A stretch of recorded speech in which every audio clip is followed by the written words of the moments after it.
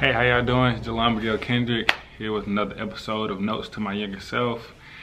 And today I will be talking a little bit about some part of my journey and just talk to my younger self, because I don't think my younger self thought that he would be in Kuwait right now playing basketball and pursuing his dream that at one point he kind of put to the side because he needed to figure out who he was and start to chisel himself into who he wanted to become.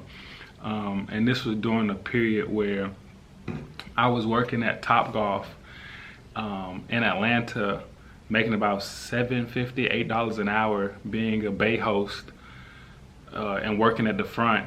And during this time, there are plenty of people walking into this main attraction at the time. It still is probably, walking in and going, "Hey Jalon, man, hey, what are you doing here? You here to party? You here to drink? You here to have fun?" And I'm sitting there like, "Nah, I'm here working." They may be with their significant other or with their father or mother who might have known me or knew me or know me, and they go, "Hey man, I remember you were so good at basketball and you're doing so many amazing things, and I thought you'd be in the NBA right now, and I thought you'd be doing all this amazing stuff."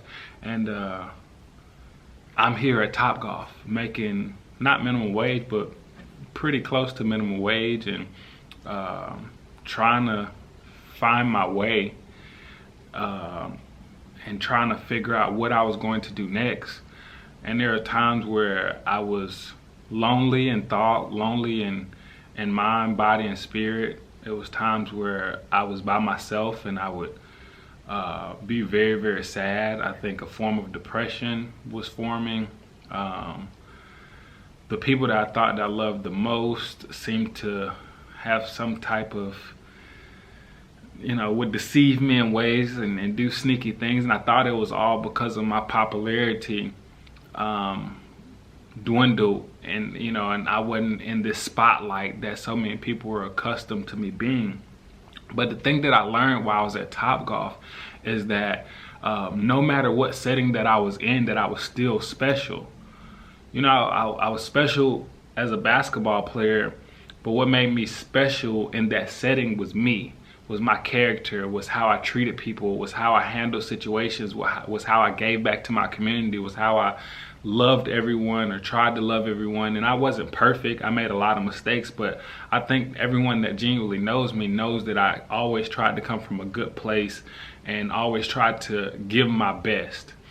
And while I was working at Topgolf and going through this tough time, I started to see people gravitate to me still.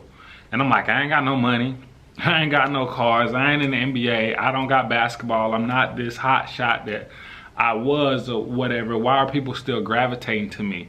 And then it clicked one day that people are gravitating to me because you're a good person, because you treat people well, because you're steady learning, you're steady there, you're there for people. You don't mind sacrificing some personal things in order to accomplish this ultimate goal, this team goal. It taught me teamwork, it taught me friendship, it taught me the power of friendship, of honesty, of enjoying the small and little things, because we may go out and get a bag of fries and everybody is sharing fries. We all go to the movies together. It gave me such a different perspective of life, and a different perspective of what a true friendship was, a lifelong friendship was, and things that I was fiending for that I wasn't really getting sometimes in this fictitious world of basketball at times.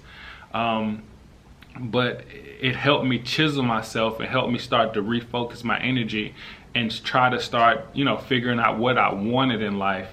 And, it was a very powerful time. I want to say shout out to Topgolf. I mean, literally part of that team that I worked with at Topgolf, I look around and see so many people from that team that are in the tech industry, that are having musical careers, that are owners of things. Like, they hired such a great group of people that was very high in character and high in creativity. And you could see it because everyone that left Topgolf became better, but did great things. You have guys that played in the NFL from top, you know, working at Topgolf, guys like myself that are playing professional basketball, musicians. Like it was such a time that I didn't understand how important.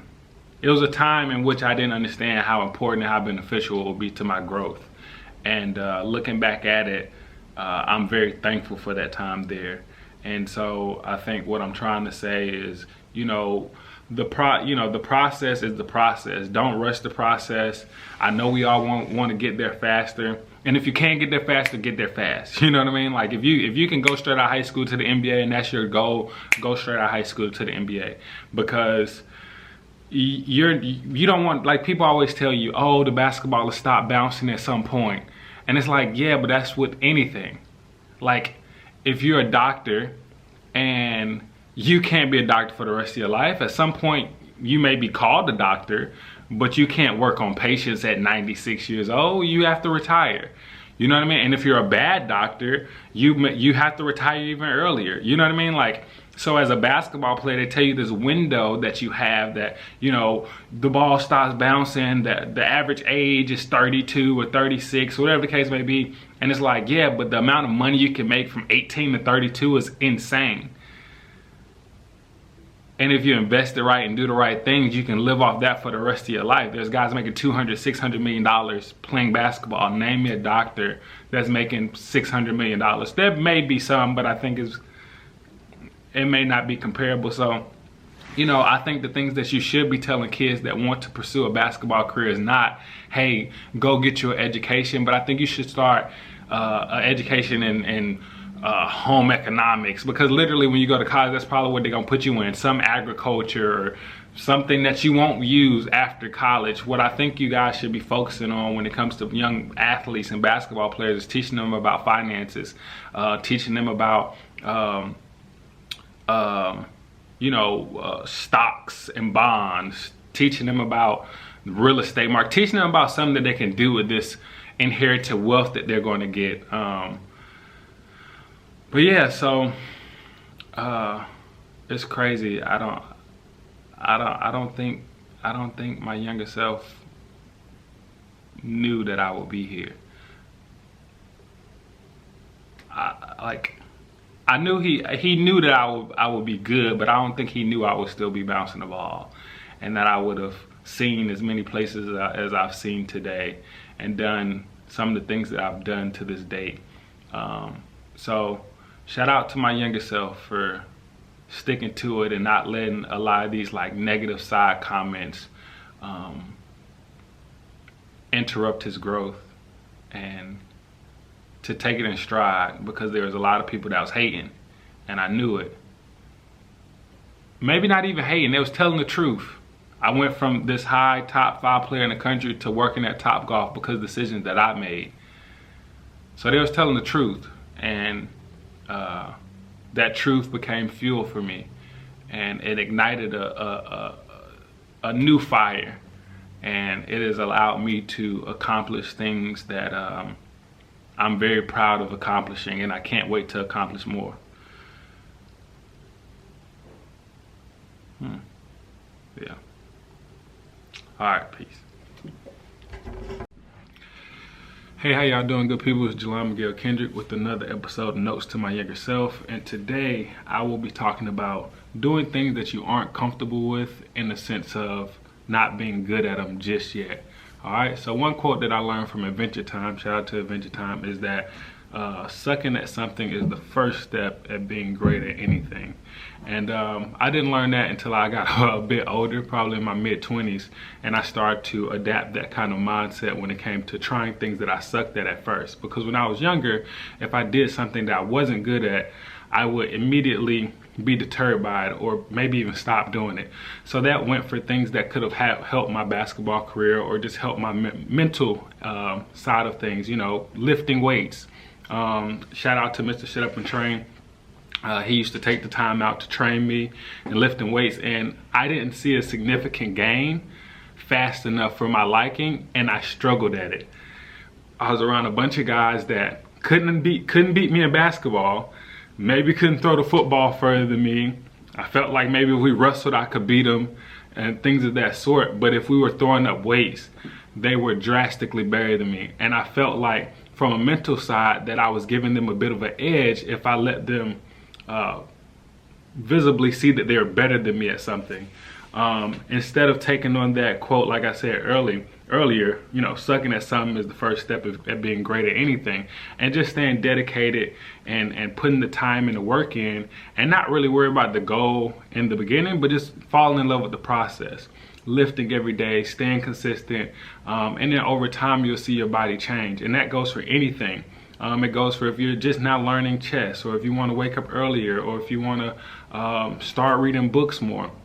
I've started to adapt this lifestyle insanely with everything that I do now, and try to change my lifestyle permanently into making sure I'm reading, making sure I'm doing things from a financial standpoint that I felt like was a bit stressful for me. Working out consistently, not really worrying about the goal, but falling in love with the process and turning this into like a more of a lifestyle than goal orientated, or like, you know, a task of some sort, like, oh, you know, let me check this off my task board. No, it's just what I do in my daily life. This is what I do every day. I wake up, I read 2 or 3 books, couple pages, nothing crazy, probably 15-20 pages per book. And then I get into, you know, my research, trying to find new properties and stuff like that. Then I'll get into like research on other things, making videos, like going to the gym, lifting. I hate the cold tub, but since I hate it so much, I've decided to start going to the cold tub a little bit more to try to subsidize or balance out some of the soreness that I'm getting. And it has been great. It's been wonderful. I've been enjoying the process, and I think that if you struggle with starting something that you suck at the beginning, that quote maybe can help you. You know what I mean? Sucking at something is the first step at being great at anything.